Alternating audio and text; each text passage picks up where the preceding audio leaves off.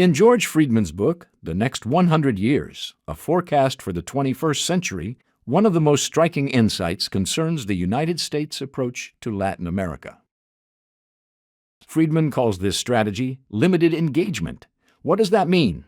Unlike the Middle East, where the U.S. has fought wars, or Eastern Europe, where it has confronted Russia directly, Latin America is not treated as a central battlefield. Instead, Washington prefers quieter tools, economic agreements, diplomatic gestures, and intelligence operations to shape outcomes without deploying armies. Latin America lacks flashpoints that could trigger global war. And why this approach?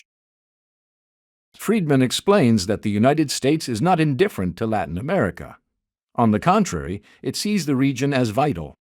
But the real fear is the possibility of a coalition, a union of Latin American nations strong enough to challenge the United States' power on land. Imagine Mexico, Central America, Chile, Brazil, Argentina, and others acting together. That is the scenario Washington wants to prevent. So, rather than overt military occupation, the United States uses low-intensity engagements, contracts, trade deals, surveillance, and diplomacy to keep the region stable, but also divided.